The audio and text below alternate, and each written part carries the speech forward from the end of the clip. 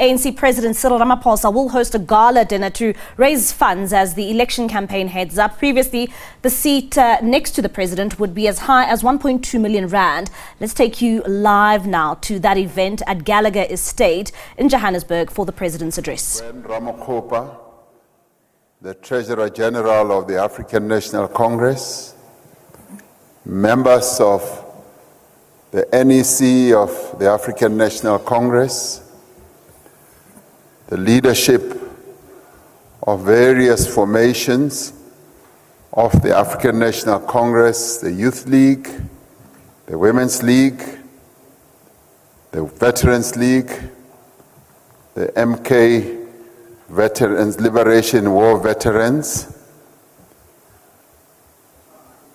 the leadership of the Progressive Business Forum, ministers who are here present, and deputy ministers, and your excellencies from various countries that are represented here in South Africa. We'd like to thank you for being here and honoring the Treasurer General's invitation to come and be part of this occasion. We really welcome your presence here. Program Director Sandisile Nhlapo, you said the 27th of April is your mother's birthday, your late mother's birthday, and may her soul rest in peace. Now, when I listened, I thought, wow, your mother was born on the 27th of April in 1994. And you went to vote with her. And that led to a lot of questions in my head. So I whispered to you that you will have to clarify all that for me. But thank you very much for the wonderful poem that you recited here. It is a moving poem, and it is a type of poem that should really be propagated a great deal. You are a great poet. Thank you very much.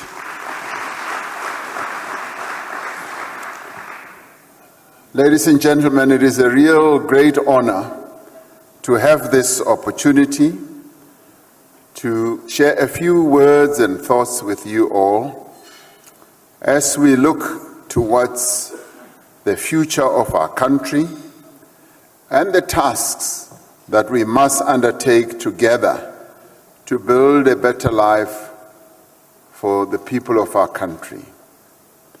And in fact, to put it more correctly, to continue to build a better life for the people of South Africa. For the African National Congress vowed that it would seek to build a better life in 1994, and that was the slogan of the election campaign then. And even today, we are saying our task is to continue building a better life for all.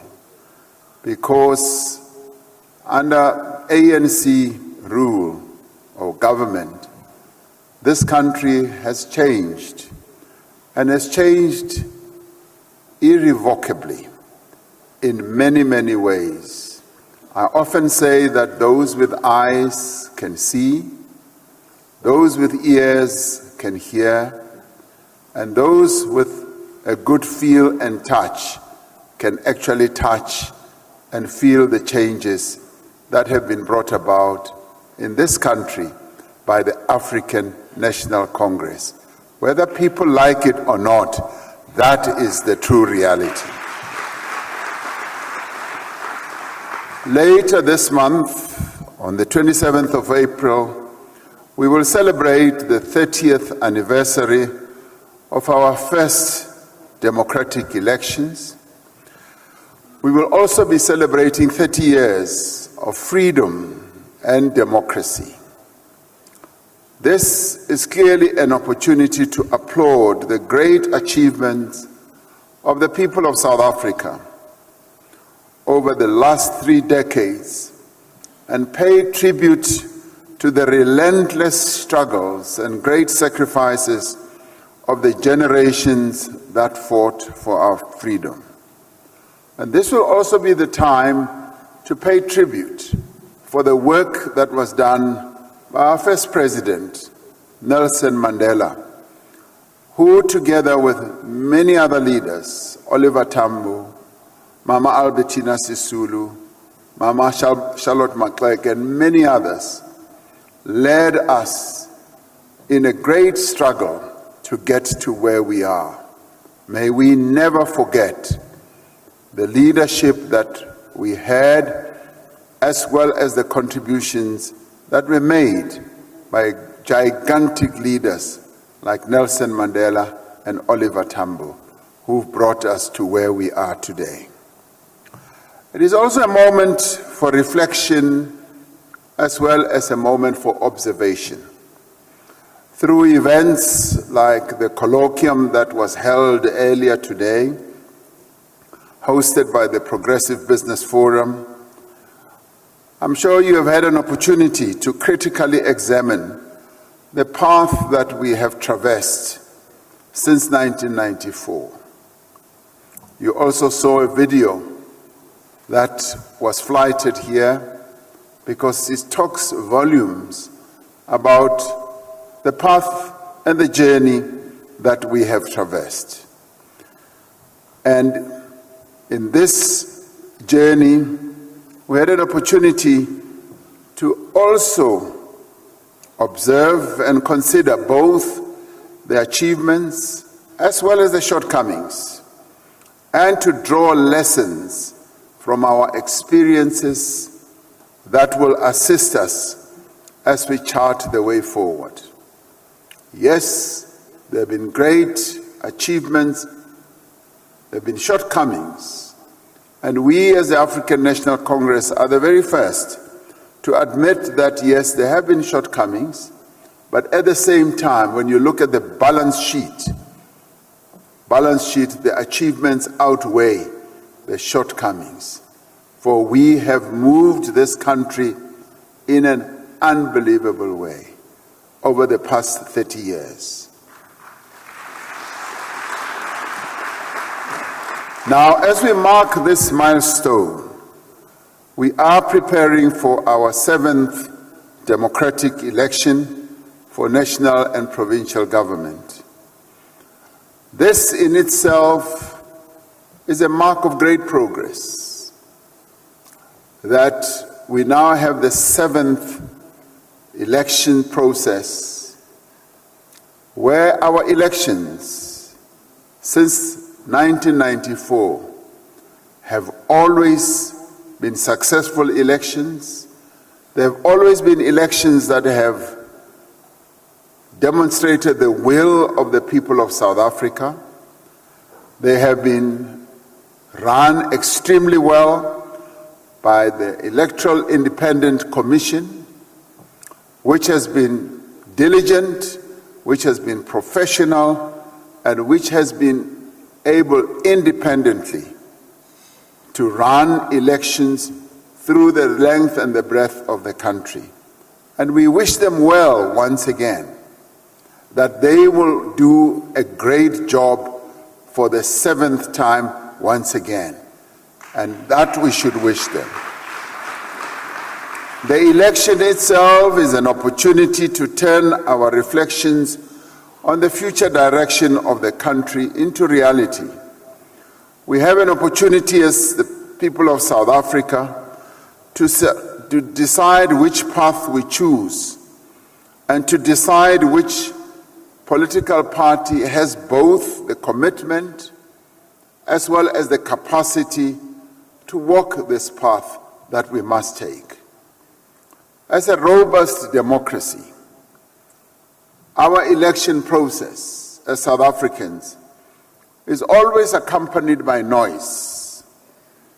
Many voices, many views, as it should be, as well as many choices. And this we should welcome, This should never dishearten us, because we are a democracy that is robust, that is strong, that has proven itself over the past 30 years that it is a democracy steeped in the will of the people of South Africa. But if one looks beyond the noise and the rhetoric, what stands out is the vision, the experience, and the dedication, as well as the capabilities of the African National Congress. On the 27th of April 1994, the people of South Africa voted for a vision of a new South Africa that remains at the core of the mission of the African National Congress.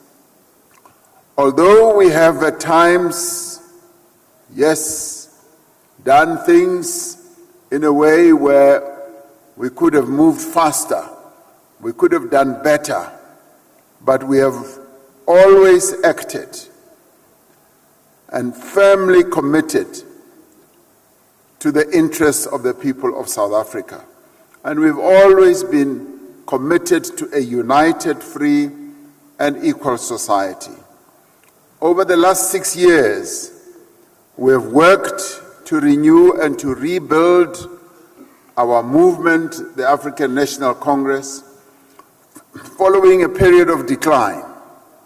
We have worked to root out corruption, factionalism, as well as destructive tendencies.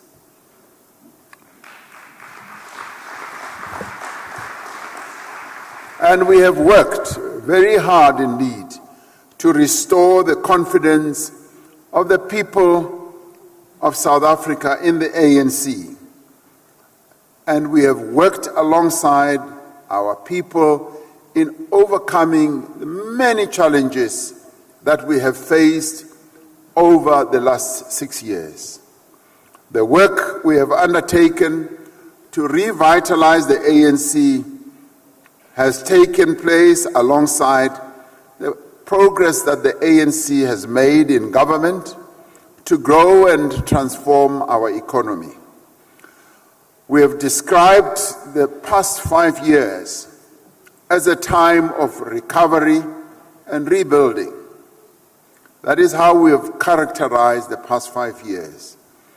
Guided by the mandate that we received in the 2019 elections, the ANC government has worked to address the immediate challenges that are facing the people of South Africa, and we put in place the foundations for sustainable, inclusive growth and job creation into the future. It has taken far-reaching actions, that is the ANC-led government, to rebuild the economy, firstly in the wake of state capture and more than a decade of poor economic performance. Secondly, from a devastating global pandemic, and thirdly, from a debilitating electricity crisis.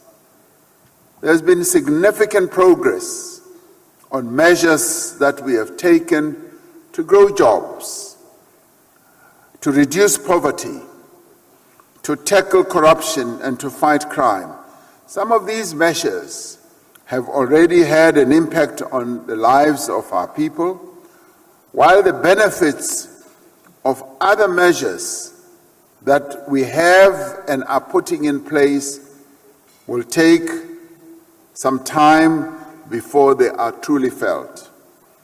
We have come a long way in the past 5 years, building on the achievements on the last 30 years, and we have taken decisive steps to deal with difficult challenges.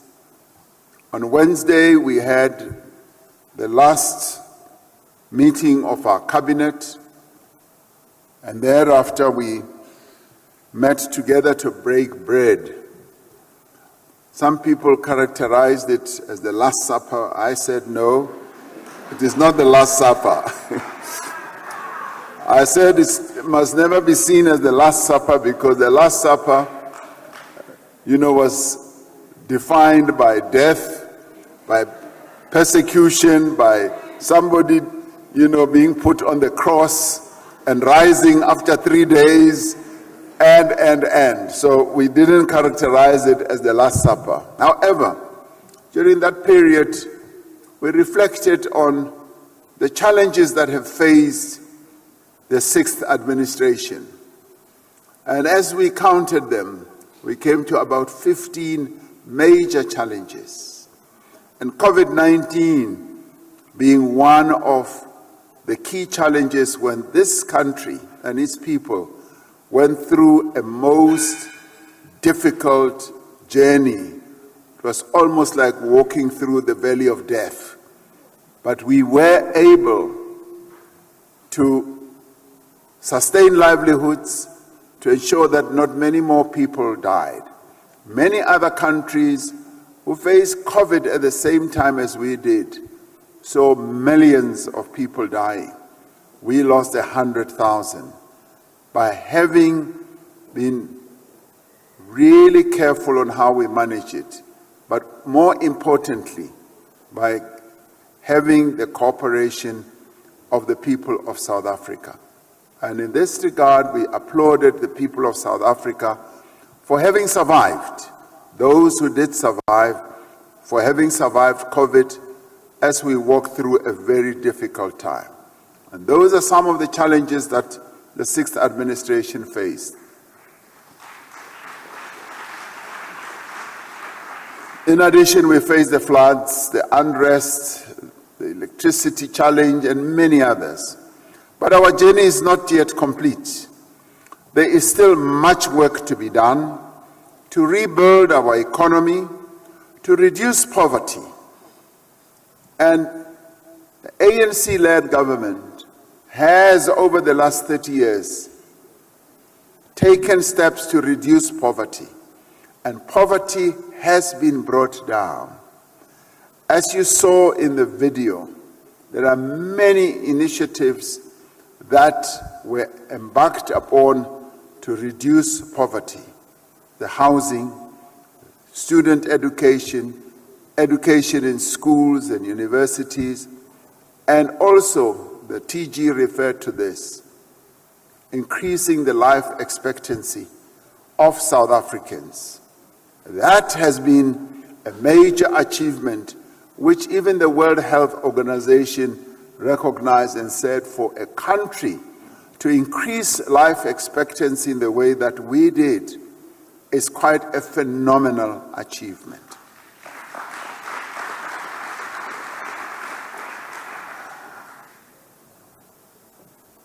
The ANC's 2024 election manifesto outlines the work that we now have to do going forward and what that work will entail. It provides both the vision to which we aspire and the actions we will undertake working together to achieve them. You may well recall the journey that we embarked upon before we finalized our manifesto. We went throughout the country, all the provinces, all the regions in our country, and we engaged our people on what the ANC-led government did in implementing its 2019 manifesto. And our people got an opportunity to express themselves. They got an opportunity to reflect on those activities that we embarked upon. After hearing the voices and the opinions of our people, we then finalized our 2024 manifesto. This manifesto makes the point that together with the people, we have made incredible strides towards achieving the vision that was set out in the Freedom Charter by our forebears in 1955, and putting in place a South Africa that genuinely belongs to all who live in it, black and white. Looking back on 3 decades of democracy, the manifesto recognizes that our journey to freedom has just begun and much remains to be done. Our manifesto therefore sets out a plan building on the 30 years of experience and expertise in government to do things better and faster. Over the next 5 years, the ANC-led government will therefore focus on a number of priorities, and we chose just to identify 6 priorities. Not 20, not 100, but just 6 areas that we believe will be able to move the needle to lead to the improvement of the lives of South Africans.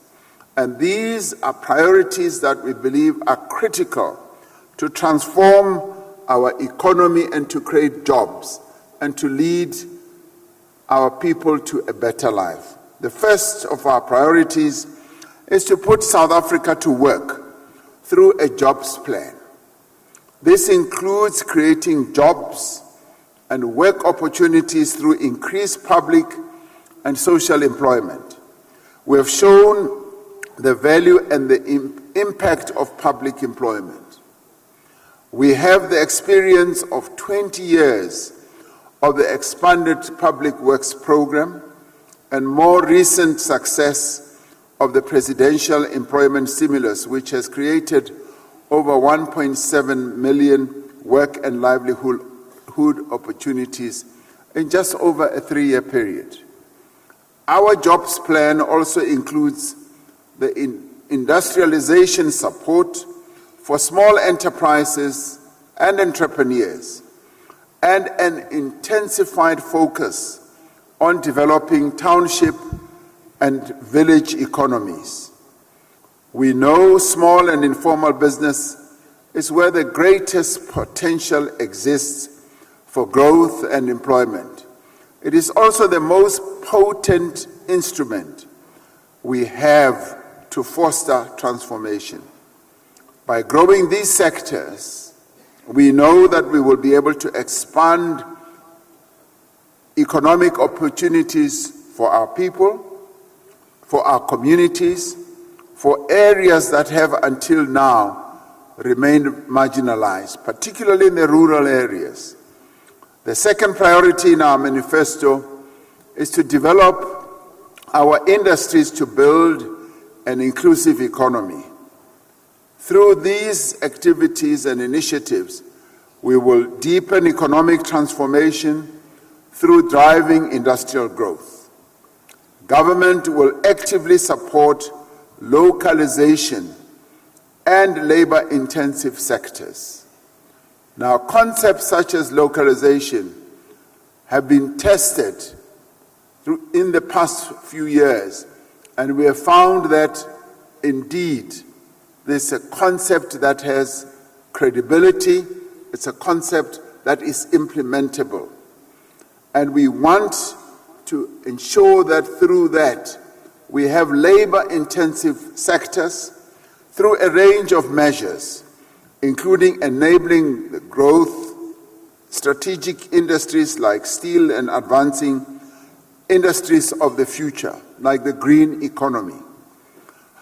Our industrial strategy will involve targeted master plans to revitalize and diversify the manufacturing sector.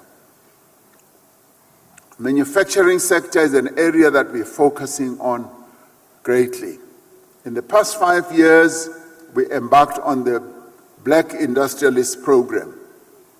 It has already given a great indication of greater success in the future, and we will continue to support the black industrialists in our country, as through this we will be able to foster black economic empowerment. Whether people like it or not, that policy is going to be taken forward.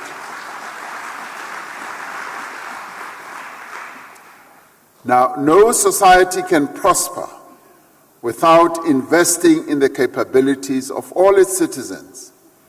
Improving our national skills plan and reskilling workers are critical parts of our industrial strategy. And to industrialize effectively, we will build on the progress that we have already made in a number of areas to address the current energy and logistics crises that we are addressing at the moment. The work that has been done in implementing the Energy Action Plan is already showing positive results. While we experienced some of the worst load shedding ever in the first few months of last year, there has been measurable as well as steady decline in the severity of load shedding, and we will continue to work that we eliminate load shedding in the coming period.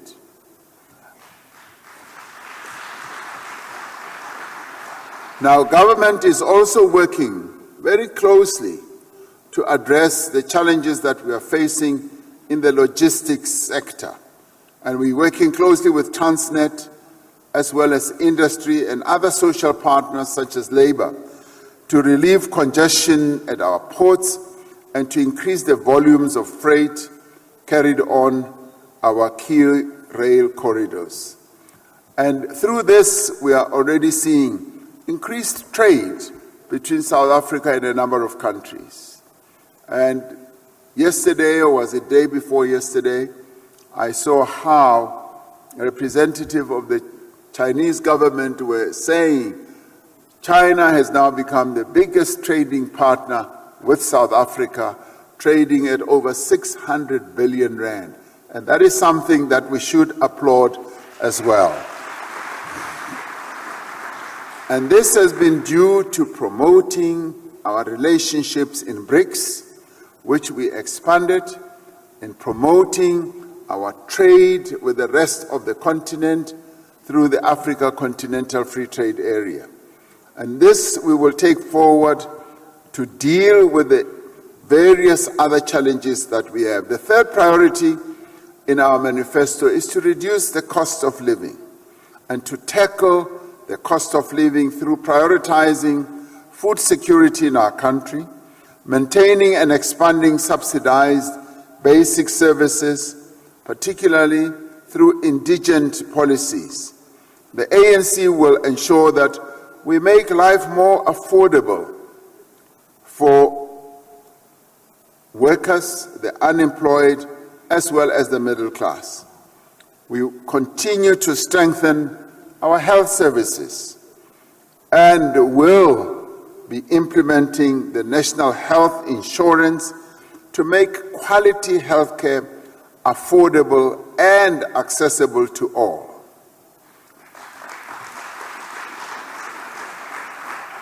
Now, to address the challenges that are faced by workers in our country, we legislated the increase of the national minimum wage.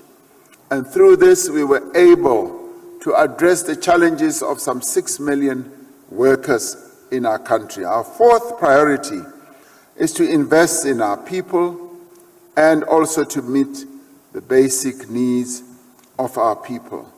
Now, through this, we will continue implementing or coming up with a number of initiatives. And one of those is a key initiative to introduce years of compulsory early childhood development and to ensure proper support and resourcing to ECD facilities in communities. Now, this is one of the key decisions that we have taken in the past 5 years, to move early child development from social development and move it to basic education, to ensure that our children get educated from a very young age and not leave them to go into school at 5 or 6 years, to start them off.